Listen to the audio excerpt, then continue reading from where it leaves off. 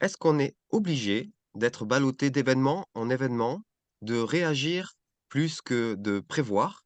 Aujourd'hui, pour en discuter pendant un quart d'heure, le général Jean-Fred Berger. Bonjour mon général. Bonjour, David. Alors j'imagine qu'en tant que militaire de carrière, la préparation, la prospective, l'anticipation, c'est quelque chose qui vous parle? Totalement.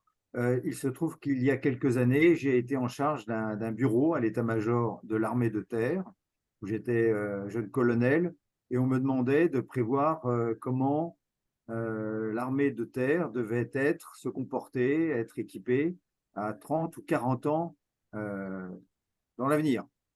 Voilà, donc j'ai eu ça. Et deuxièmement, ensuite, en fonction des différentes fonctions et responsabilités, eh bien, j'ai eu à préparer des grands choix, des grandes orientations. Voilà, et donc la prospective est devenue quelque chose de très réel et absolument pas fumeux. Et du coup, pour se préparer, pour, faire ce travail-là, on fait quoi? On lit beaucoup de science-fiction? Alors, c'est vrai qu'il y a quelque chose qui touche à la science-fiction. D'ailleurs, les armées en France se sont appuyées et s'appuient sur quelques auteurs de science-fiction qui contribuent à ces travaux.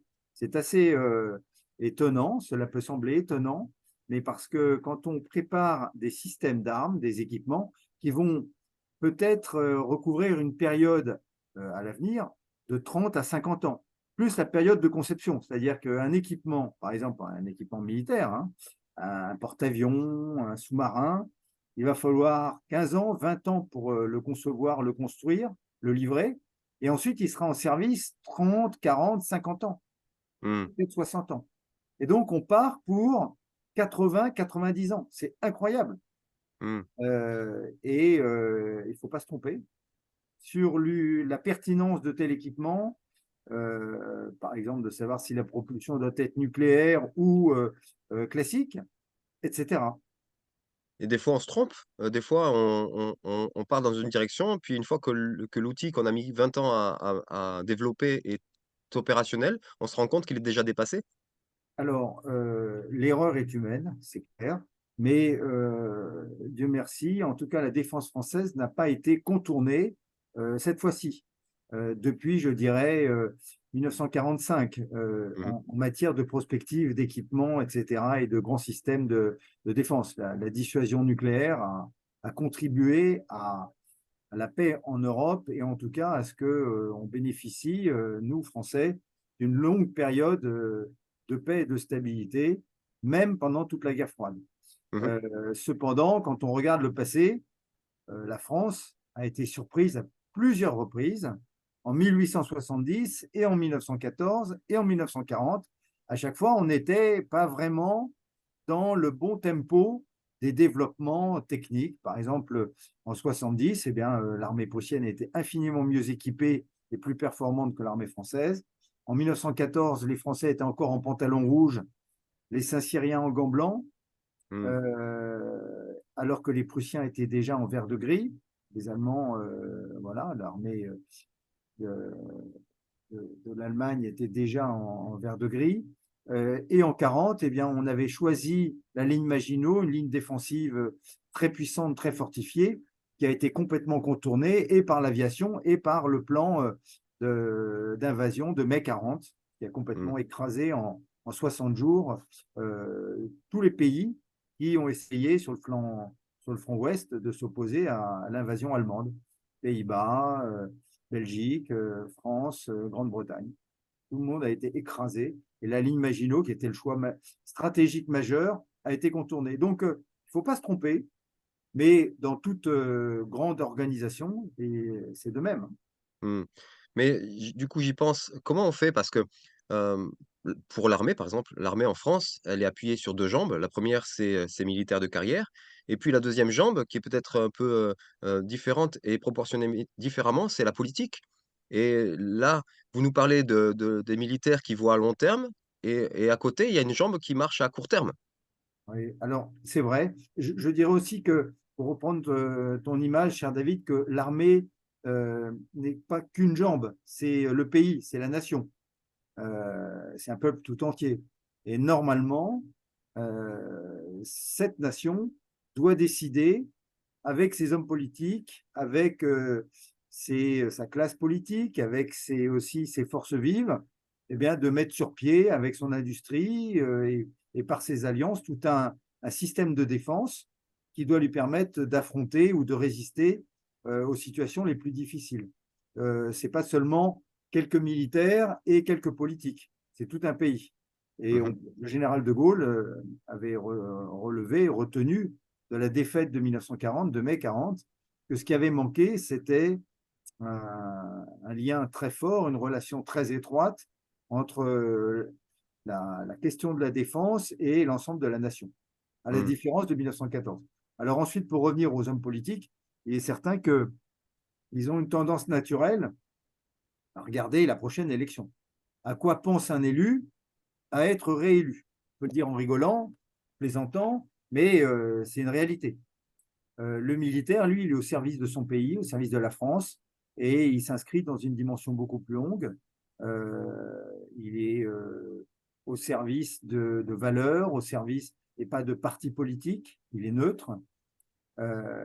Voilà. Donc, Mmh. il y a en quelque sorte une tension qui peut être positive et féconde, qui peut aussi être difficile. Parce que Ouais. si une classe politique n'est pas intéressée du tout par le fait militaire et des dangers qui sont aux frontières ou même plus loin, on peut très bien avoir une toute petite armée qui n'est pas en mesure d'affronter ou de dissuader un éventuel agresseur. Mmh. Mais pour revenir à justement continuer dans cette histoire où c'est toute la nation qui doit être dans ce fonctionnement-là, dans cette perspective-là, dans cette prospective, aujourd'hui, force est de constater que dans l'industrie, dans les entreprises, dans les associations, dans les familles, on regarde pas forcément à la prochaine élection, mais on regarde, à la prochaine fin du mois, comment va passer le mois et cetera. Comment on fait pour, concilier les 2, la fin du mois et puis l'avenir? Oui, c'est vrai. Et c'est pour ça qu'il faut des hommes politiques qui soient vraiment, des hommes et des femmes politiques qui soient vraiment des hommes d'État. C'est-à-dire qu'il y a une dimension beaucoup plus élevée de leur pays, du destin de leur peuple, de cette nation, etc. Donc, pour moi, l'exemple du général de Gaulle est remarquable. Euh, et je souhaite que notre pays choisisse des dirigeants de haut niveau qui ait cette compréhension du monde et qui sache prendre les bonnes décisions. Parce Mmh. qu'elles engagent l'avenir et même la survie, elles peuvent engager la survie d'un peuple. On le voit dans tous les pays qui subissent actuellement des guerres, l'Ukraine, Israël. On peut se retrouver dans des situations absolument terribles.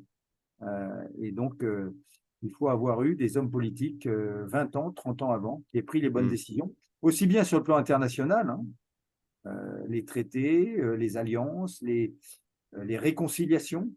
Voilà. Mmh. Mais du coup, pour continuer, à descendre encore un peu sur le terrain, quels conseils vous pourriez donner à des élus, mais aussi à des chefs d'entreprise, à des responsables d'associations ou des gens qui décident de se lever pour, tendre vers l'avenir? Quels seraient les conseils, pour mettre en place une bonne prospective? Puisque vous avez eu un petit peu, l'habitude, d'y réfléchir dans le cadre de l'armée, mais j'imagine qu'il y a des choses qui s'adaptent, à tous les sphères de la société? Oui, c'est vrai. Tout à fait. On pourrait même dire aussi les chrétiens. Mmh. Et c'est puisqu'on est dans un cadre chrétien, moi je dirais que l'homme essaye de définir son dessein et son destin, mais Dieu dispose. Les événements peuvent nous échapper, et en tant que chrétien, eh ben, je confie tout le destin de notre monde et de nos vies à notre Dieu, et je sais que Dieu tient toutes choses dans ses mains. Mais en même temps, nous avons notre intelligence, nos responsabilités. Dieu a créé les nations. Et dans ce bas monde, les nations sont un des systèmes de fonctionnement de l'humanité. Donc, il faut bien que les personnes qui soient responsables, qui sont aux manettes, aux commandes, ben, eh bien, prennent les bonnes décisions, choisissent les bonnes orientations. Alors, qu'est-ce qu'on pourrait dire? Pour revenir sur la futurologie, je dirais que il faut surtout pas s'adonner à la futurologie, ni même à la chiromancie ou Voilà, consulter les voyants, etc., et se dire qu'est-ce qui va nous arriver. Dans l'histoire de France, on sait qu'à un moment donné, il y avait une forte impression donnée par le mage Nostradamus, euh, avec des phrases mystérieuses, et plusieurs rois du XVIe siècle ont été très impressionnés et très inspirés par. On sait aussi que des hommes politiques, parfois, s'adonnent à des conseils avec des astrologues, etc. Donc, il faut surtout, à mon avis, surtout s'éloigner de tout cela. La futurologie aussi, ce n'est pas uniquement penser à la science-fiction et dire on se déplacera sur des petits nuages tous et on arrivera à se connecter sans même rien écrire, mais uniquement par nos cerveaux, etc. Pourquoi pas? Mais en tout cas, ce qu'il faut considérer, c'est qu'il y a des facteurs qui sont des facteurs impondérables qui restent, qui vont demeurer. La Mmh. géographie, les peuples, les populations, les besoins de ressources, les besoins d'oxygène, les besoins d'eau, etc. On le voit. Donc il y a des facteurs qui ne changent pas, et il est essentiel qu'on prenne en considération les réalités et pas seulement les fantasmes qu'on pourrait avoir sur tel rêve, etc. C'est vrai que je pense qu'un certain nombre de personnes connaissent Jules Verne. Jules Verne, 20 milieux sous les mers, etc. Ou Tintin avec On a marché sur la Lune. Il y a eu des auteurs extraordinaires qui ont été des visionnaires. Ce Mmh. n'étaient pas des astrologues, c'était des visionnaires. Ils ont pensé qu'on pourrait descendre, qu'on pourrait aussi avoir des avions, des dirigeables extrêmement puissants, etc. Même Léonard de Vinci. Donc l'intelligence humaine, elle doit servir à éclairer l'avenir, et en s'appuyant sur des facteurs techniques, les facteurs humains, les facteurs géographiques, etc. Par exemple, Mmh. actuellement, euh, moi je ne suis absolument pas complotiste et je fais confiance aux savants du GIEC qui observent d'année en année un phénomène de réchauffement climatique qui semble affecter notre planète. Ben, je pense qu'il faut le prendre en compte. Mmh. On peut dire qu'il y a une responsabilité humaine. La France contribue à 1% des émissions de CO2. Je crois que d'autres grands pays comme la Chine ou les États-Unis, à eux seuls, font 30%. Font Mmh. 30%. Bon. Donc, il y a des grands facteurs, des grands phénomènes qu'il faut prendre en compte. Et il faut savoir lister les domaines sur lesquels on doit travailler. Euh, il y a effectivement les idéologies, les systèmes politiques, par exemple les valeurs des pays occidentaux. Il y a d'autres domaines, les domaines économiques, par exemple l'énergie. Quelles seront les sources d'énergie qui seront disponibles pour la propulsion? Quels seront quel sera l'état physique du jeune soldat par exemple pour nous, l'armée française. On voit bien Mmh. que un pays rural comme la France de 1914 n'est plus du tout le même d'aujourd'hui, où on a des jeunes de tout milieu, de toutes origines, qui sont ultra connectés avec leur téléphone portable, qui passent Mmh. leur temps à le regarder et qui sont beaucoup moins solides et résistants à la fatigue, à la souffrance, à la dureté.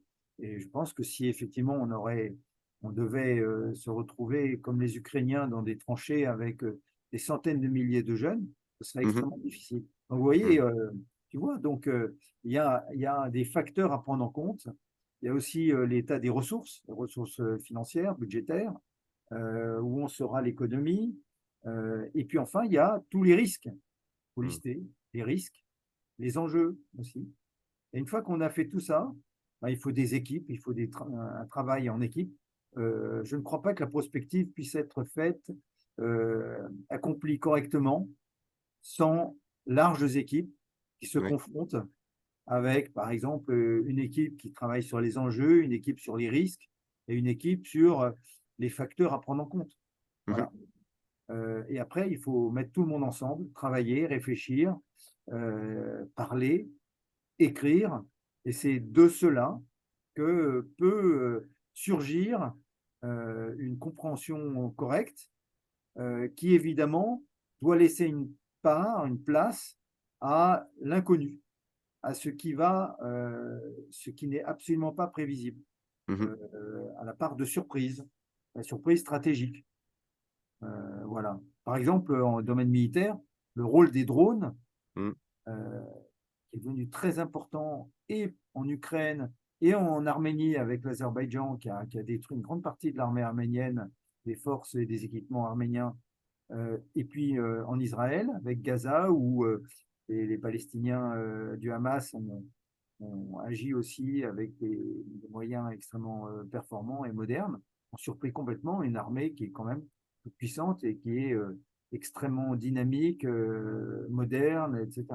Donc, il y a des domaines qui doivent être pris en compte et quelle que soit l'organisation, quel que soit son domaine d'action, eh bien, il faut Mmh. penser, travailler et ensuite prendre des orientations avec une marge je dirais, de laisser une place laissée à la surprise, aux évolutions techniques qui ne sont pas prévisibles à ce stade. Du coup, si je résume un petit peu le quart d'heure qu'on vient de passer ensemble, c'est, lever un petit peu le guidon, la tête du guidon pour pouvoir se préparer à l'imprévu. Oui, c'est vrai.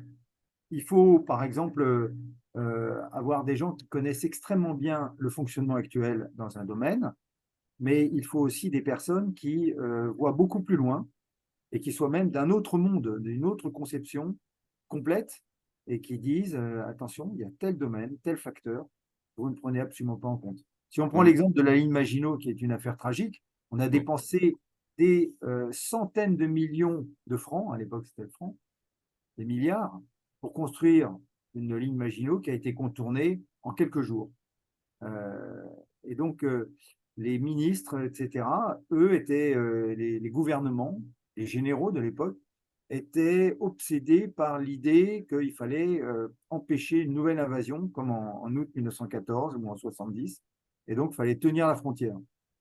Or, euh, cela a été complètement balayé Mmh. par les parachutistes, par les blindés, par un plan qui contournait, qui traversait les Ardennes.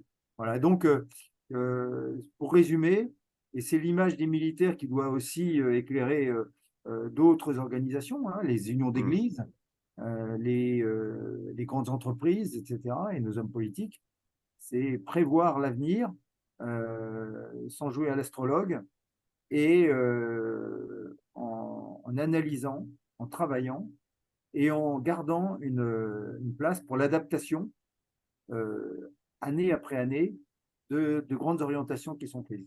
Mmh. Oui, c'est vrai que, j'y pense pendant que vous parlez, les concepteurs de la ligne Maginot, par exemple, on parlait de littérature tout à l'heure, n'avaient pas relu récemment, la fable, du chêne et du roseau. Oui, en quelque sorte.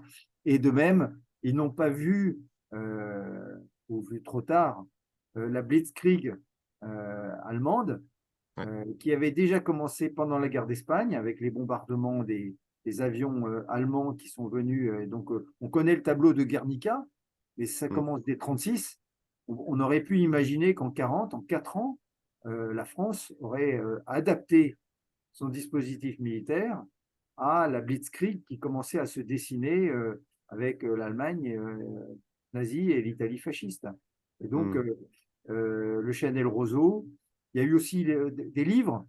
Il y a eu un livre de Guderian, Achtung Panzer, qui disait déjà la guerre blindée, et le général de Gaulle, euh, qui lui aussi avait écrit vers l'armée de métier, et donc avait décrit aussi la nécessité d'une arme blindée avec des divisions cuirassées, etc., qui n'étaient absolument pas prêtes. Donc, il faut que les visionnaires, on peut avoir des visionnaires, mais ce ne sont pas des astrologues, les Mmh. visionnaires doivent être écoutés. Parfois, on doit dire, effectivement, c'est un facteur que vous soulevez qui est indispensable. Il est difficile de changer, par exemple, un grand bateau ne change pas de direction en quelques secondes. Oui. Avec un tout petit bateau, on peut, mais un très gros bateau, on ne peut pas. Même un avion, vous le voyez bien, tout le monde le voit, quand on est à bord d'un gros avion, et il tourne sur des dizaines de kilomètres. vu la vitesse à laquelle ils se déplacent. Voilà. Mmh. Donc, il faut à la fois des hommes aux commandes, mais aussi des instruments de mesure et qui aident à prendre les bonnes décisions. Mmh. Vous parlez de visionnaires, mais et de bateaux qui a du mal à changer de cap. Effectivement, souvent les visionnaires se confrontent à l'administration, à la bureaucratie, aux habitudes. C'est tellement Exactement. confortable les habitudes et les visionnaires viennent et puis dérangent toutes nos habitudes et nos certitudes. Oui, c'est un caractère un peu prophétique, hein, comme dans la Bible, hein, notamment dans l'Ancien Testament. Les prophètes sont jamais très bien vus. Parfois, ils sont même mis à mort, parfois par le roi qui est agacé par tel prophète. C'est classique, je pense que c'est dans l'humanité. C'est aussi les sonneurs d'alarme qui disent attention, quelque chose est en train de se passer. Et puis, par habitude, par conformisme, par intérêt à courte vue, Mmh. les hommes politiques, des responsables ne veulent rien savoir, et puis on va droit dans le mur. On va aller Oui droit dans le mur. et puis des Et fois c'est c'est, ça la. les changements, des fois, ils ne viennent pas des visionnaires, mais ils viennent directement du terrain. Moi, j'ai un ami qui, était dans la marine et puis, il était chien jaune. Je sais pas si vous voyez ce que c'est Oui, chien oui, jaune sur un un bateau? Sur un porte-avions. Voilà, exactement et il était pas sur le porte-avions, il était sur un autre navire et il me racontait que, il y avait des racks, qui étaient là depuis toujours parce qu'ils servaient à des armes qu'on n'utilisait plus, qu'on n'utiliserait plus, mais chaque année, il devait repeindre tout et donc repeindre tous ses racks et il s'était fait une spécialité de prendre, la disqueuse et de découper tous, les appareils inutiles qu'il avait dans son bateau, ce qui était totalement en vérité, interdit, mais depuis sa légitimité du terrain, il avait tout découpé ce qui était inutile, au risque de se faire reprendre par l'administration. Mais quand il a quitté le bateau, qu'il a fait la transition avec le nouveau chien jaune, eh bien, celui-ci était surpris de voir ce bateau très différent des autres et qui s'était finalement adapté au terrain. Exactement. C'est la réalité. La réalité doit commander, mais aussi la réalité ne doit pas l'emporter sur tout, parce qu'il y a la réalité immédiate, il y a aussi le temps d'après. Qu'est-ce qu'on Mmh, veut? Qu'est-ce qu'on veut à 5 ans, à 10 ans, etc. Par exemple, en prospective, si on prend l'histoire entre la France et l'Allemagne, moi je suis d'origine alsacienne, et donc je trouve tragique toutes les guerres successives entre la France et l'Allemagne. Après la défaite de 1918 de l'Allemagne, la France aurait dû tendre la main à l'ennemi vaincu et permettre une réconciliation. On ne l'a pas fait. On a mmh, même écrasé les Allemands. C'était l'Allemagne paiera les réparations. Vous savez que il y a eu un plan pour payer des réparations. Et le traité de Versailles condamnait l'Allemagne à payer des réparations. Je crois qu'elle devait payer des réparations jusqu'en 1990, quelque chose comme ça. oui, Et des réparations écrasantes. Tous les ans, des centaines de millions enfin des centaines de millions ou de milliards. Hein. Voilà. Et donc, on a raté parce qu'il n'y a pas eu prospective efficace en disant on a besoin d'amis et de voisins et non pas d'ennemis à nos frontières. mmh. Voilà. Alors évidemment, pour faire la paix, il faut être deux. Mais aussi, il y a des attitudes à observer, à pratiquer pour encourager. Voilà. Ouais. Si vous me permettez de conclure et de faire un résumé, je dirais que, dans toute structure, on a besoin de visionnaires pour voir de côté et un peu plus loin. On a besoin des structures, l'administration qui maintient la structure, l'entreprise et puis on a aussi besoin que tout ce monde soit aussi à l'écoute de ce qui se passe sur le terrain et que chacun reste à sa place, mais que chacun soit à l'écoute, des 2 autres. Exactement, exactement. Je crois qu'il faut les deux. On a besoin d'être humains géniaux, visionnaires, originaux, même qui sont un peu des poils à gratter dans des systèmes, et Oui, puis aussi de gens de qualité qui savent mettre en œuvre. Mais quelqu'un qui sait très bien mettre en œuvre n'est pas nécessairement un créateur, n'est pas oui. créatif, il peut être un excellent, je dirais, il sait faire fonctionner la machine, mais il faut une alliance des deux. Et puis aussi, il faut des grands chefs au-dessus, hommes d'État ou grands chefs militaires ou chefs d'entreprise, savent déterminer, sentir. C'est là où il y a une part de mystère. C'est qu'est-ce qui fait que on a un De Gaulle ou qu'on a des hommes politiques comme ceux de la Troisième République qui n'ont rien vu venir et Mmh. qui nous ont amenés à la catastrophe. eh bien, il faut aussi des hommes d'État ou des grands chefs d'entreprise, hein, qui ont le flair et qui se disent: «Cette idée-là est géniale» ou et c'est ce qui va nous permettre dans 20 ans, dans 30 ans, dans 50 ans, Mmh. de continuer à être une très grande entreprise ou d'être un grand pays qui agit, comme une, puissance d'équilibre dans le monde, comme, essaye de l'être la France. Très bien. Je vous remercie mon général. On a un petit peu dépassé le cadre en temps de notre format, mais c'est pas grave, la discussion était très intéressante. On vous revoit bientôt dans un nouveau format, dans des nouvelles discussions? Avec très grand plaisir. Alors à bientôt. Bonne À semaine à bientôt. chacun.